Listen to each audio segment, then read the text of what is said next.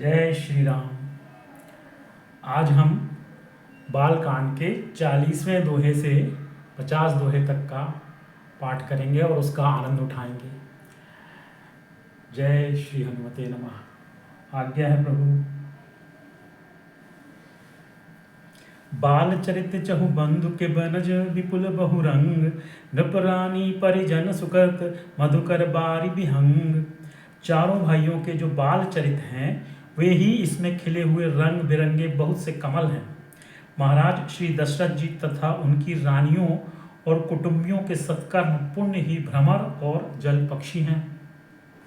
सीय स्वयंवर कथा सुहाई, सरित सुहावनी सो छवि पुछाई। नदी नाव पटु प्रश्न अनेका, केवट कुशल उत्तर सविवेका। श्री सीता जी के स्वयंवर की जो सुंदर कथा है वही इस नदी में सुहावनी छवि छा रही है। अनेकों सुंदर विचारपूर्ण प्रश्न ही इस नदी की नावें हैं और उनके विवेक युक्त उत्तर ही चतुर केवट हैं। सुनि अनुकथन परस्पर होई, पथिक समाज सोह सरि सोई।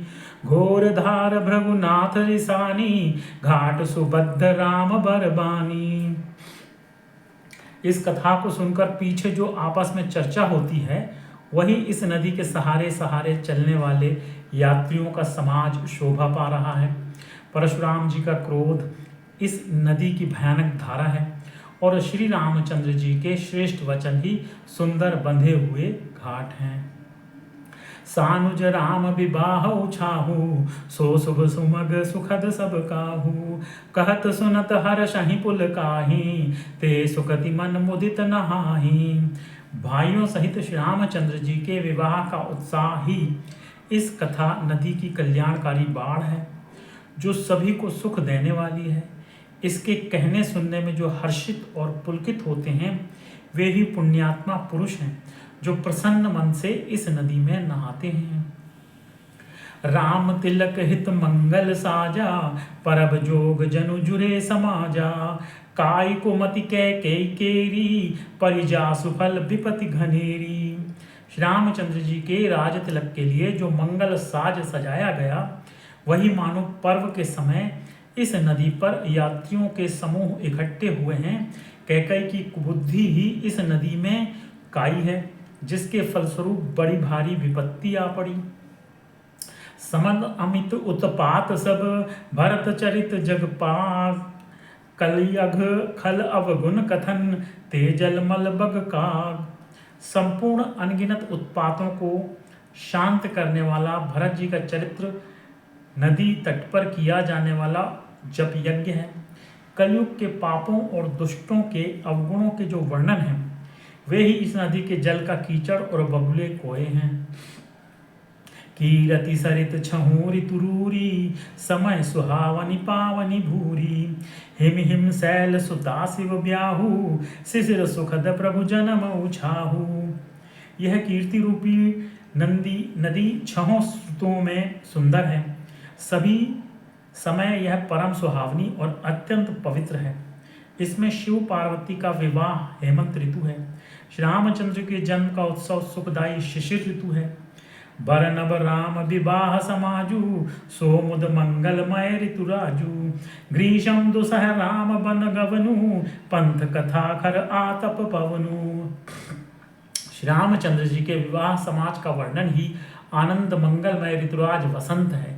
श्री राम जी का वनगमन दुसह ग्रीष्म ऋतु है और मार्ग की कथा ही कड़ी धूप और लू है। वर्षा घोर निशाचर रारी, सुरकुल साली सुमंगलकारी। राम राज सुख विनय बढ़ाई, विशद सुखत सोई शरद सुहाई। राक्षसों के साथ घोर युद्ध ही वर्षा ऋतु है जो देव कुल रूपी धान के लिए सुंदर कल्याण करने वाली है। रामचंद्र जी के राज्यकाल का जो सुख विनम्रता और बड़ाई है वही निर्मल सुख देने वाली सुहावनी शरद ऋतु है। सती सिरो मनीषीय गुण गाथा, सोई गुण अमल अनुपम पाथा। भरत सुभाव सुशीतलताई, सदा एक रस बरन न जाई। सती शिरोमणि श्री सीता जी के गुणों की जो कथा है वही इस जल का निर्मल और अनुपम गुण है। श्री भरत जी का स्वभाव इस नदी की सुंदर शीतलता है, जो सदा एक सी रहती है और जिसका वर्णन नहीं किया जा सकता।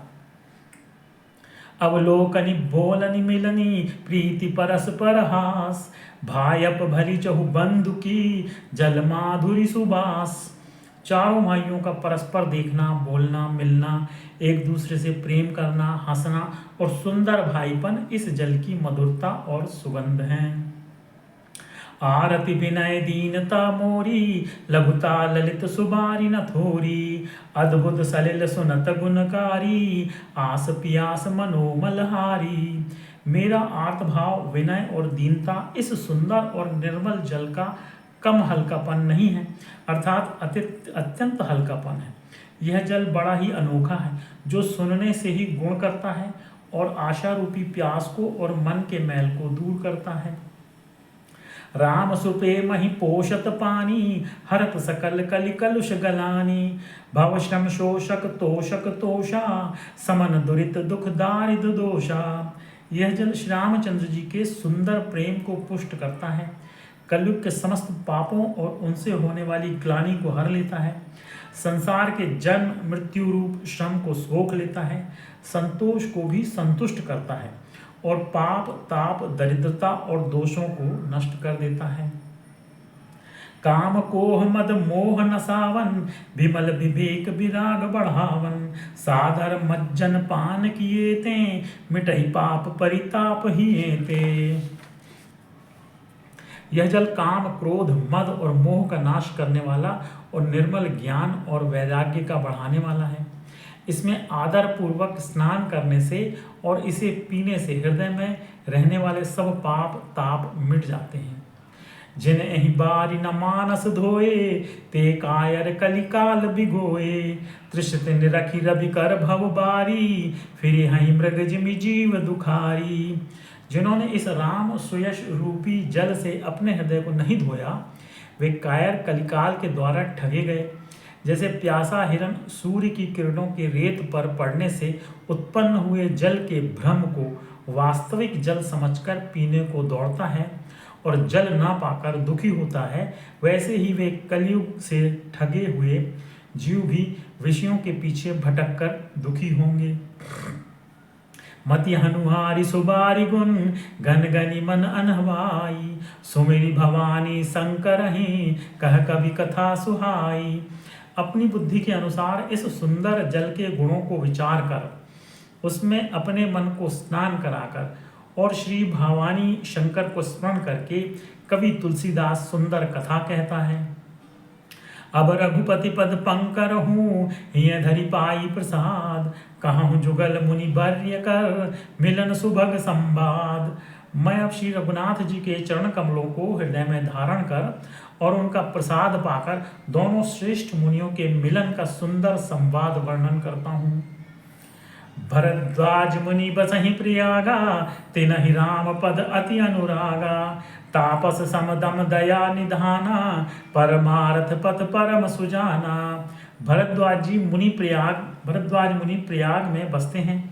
उनका श्री राम जी के चरणों में अत्यंत प्रेम है। वे तपस्वी गृहीत चित्त, जितेंद्रिय, दया के निधान और परमार्थ के मार्ग में बड़े ही चतुर हैं। माघ मकर गत रवि जब होई, तीरथ पति आव सब कोई, देव दनुज किन्नर नर श्रेणी, सादर मज्जहि सकल त्रिभेणी।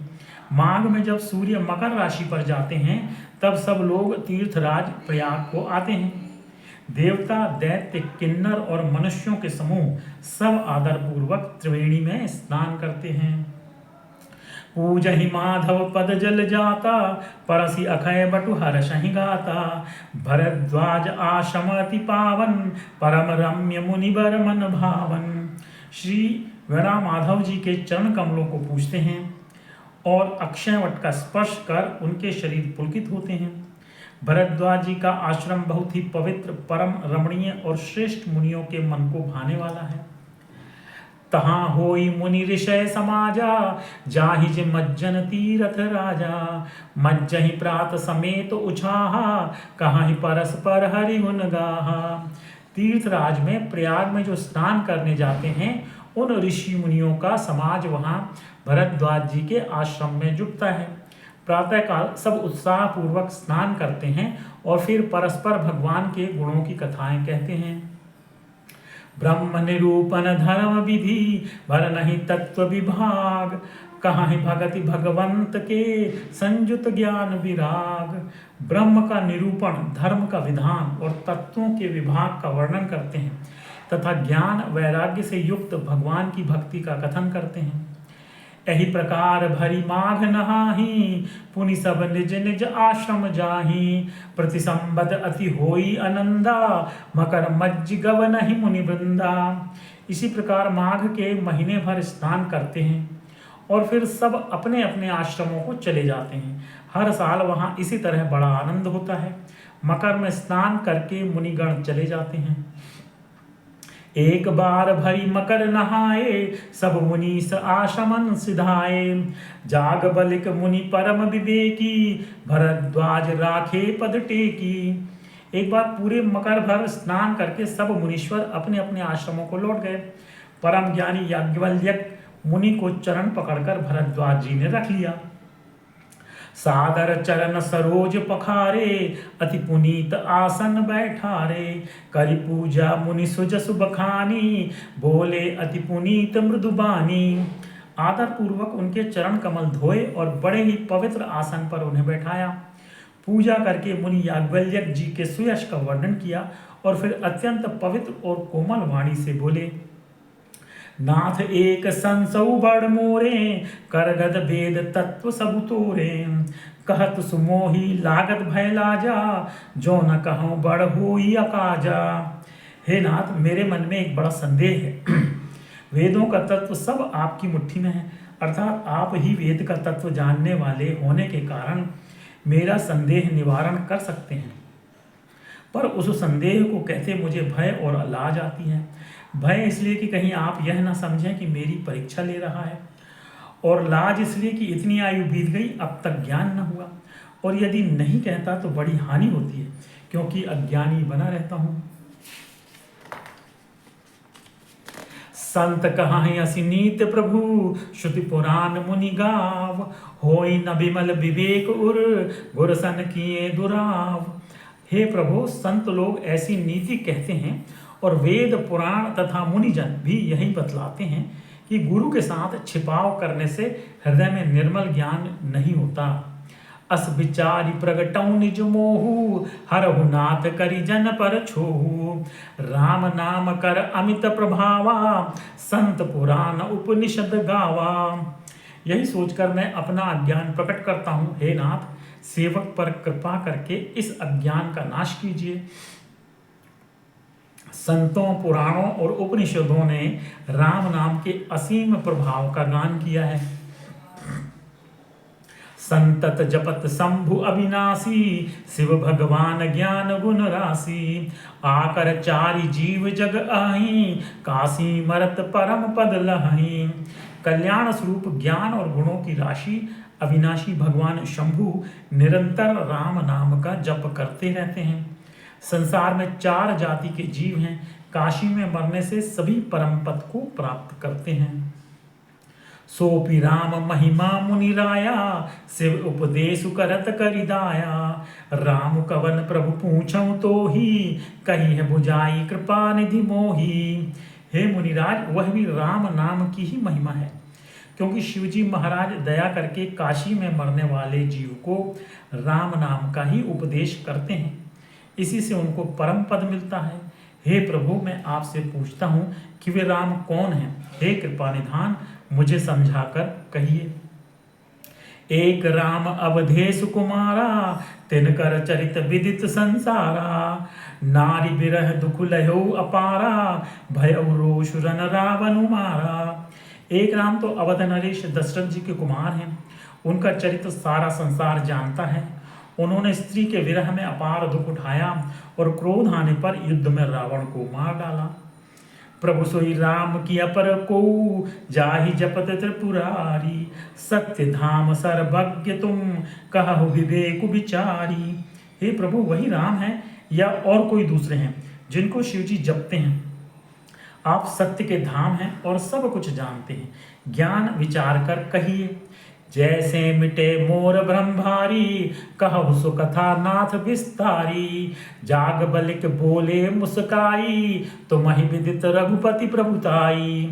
हे नाथ, जिस प्रकार से मेरा यह भारी भ्रम मिट जाए, आप वही कथा विस्तार पूर्वक कहिए।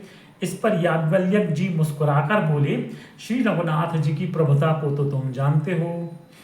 राम भगत तुम मन क्रम बानी, चतुराई तुम्हारी मैं जानी।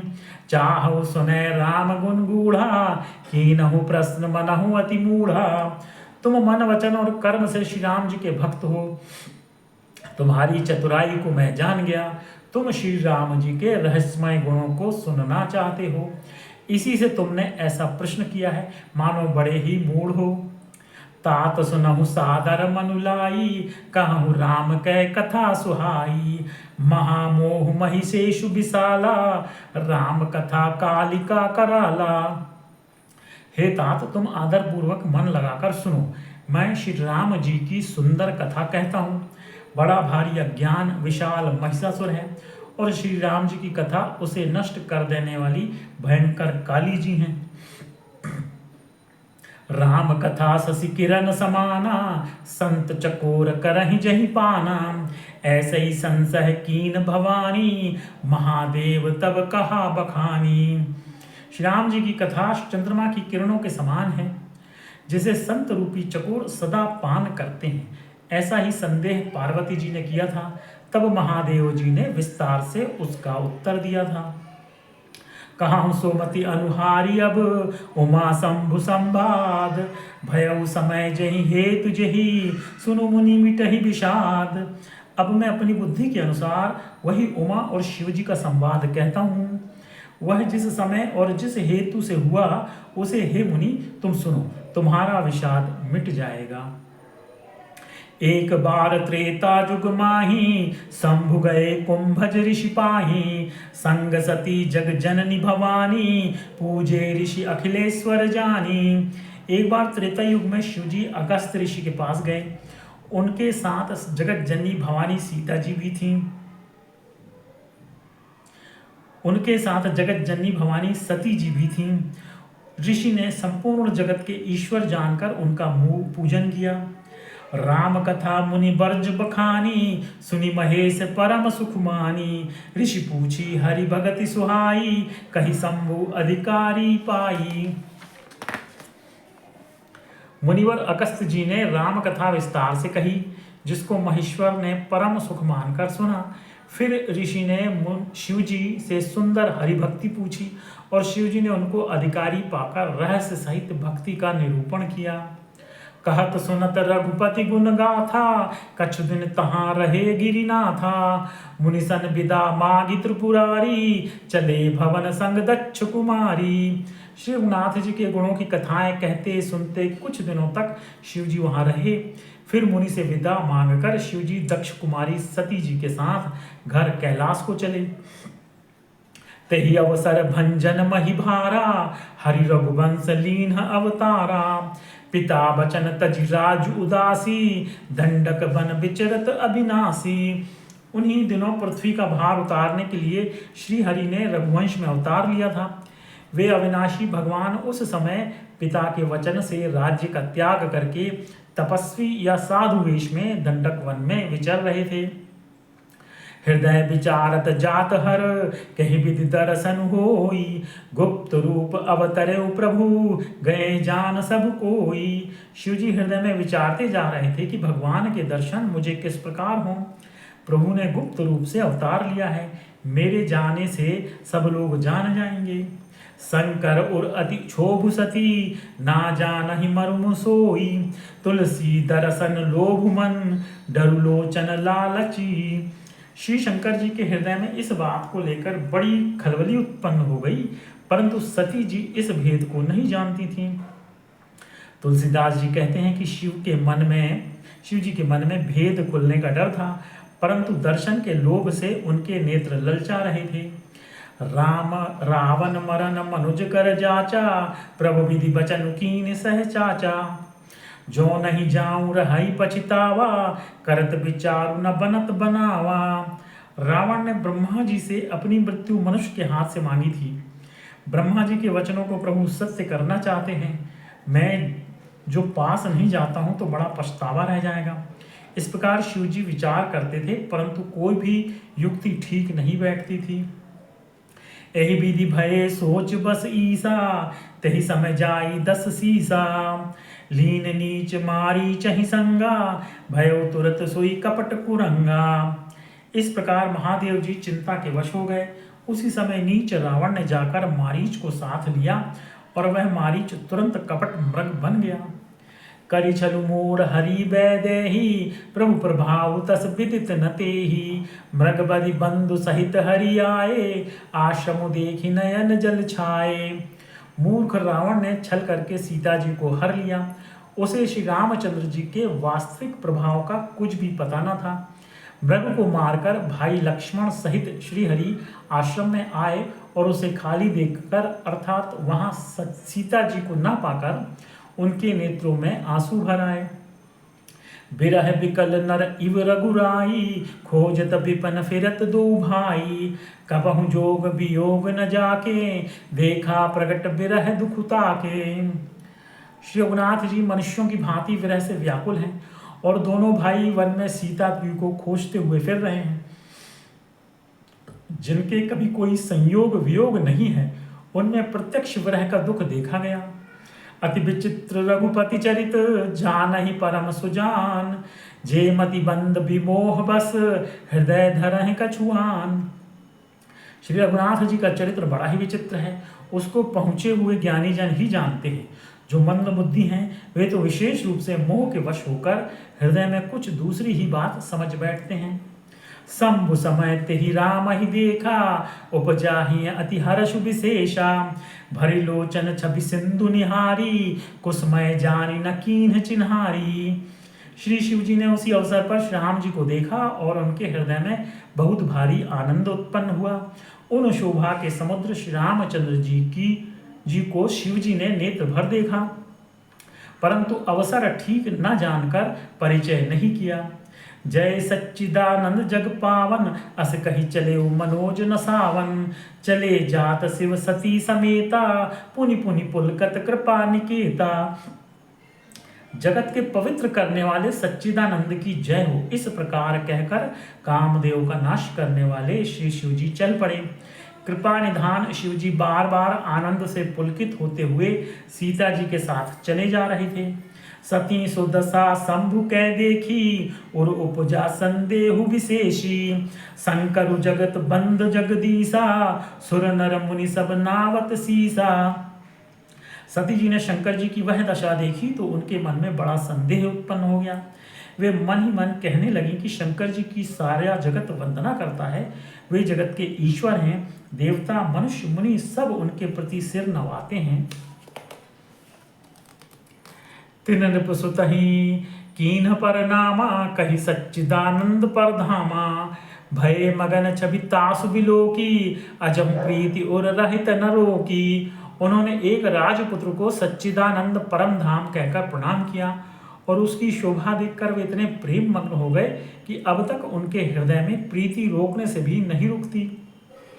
ब्रह्म जो व्यापक बिरज अज, अकल अनीह अभेद। सो किए देह धरी होई, नर जाहि न जानत वेद। जो ब्रह्म सर्वव्यापक माया रहित अजन्मा अगोचर इच्छा रहित और भेद रहित है और जिसे वेद भी नहीं जानते, क्या वह देह धारण करके मनुष्य हो सकता है। यहाँ पर हम विश्राम लेंगे, कल पुनः कथा का आनंद लेंगे। जय श्री राम। आज्ञा है।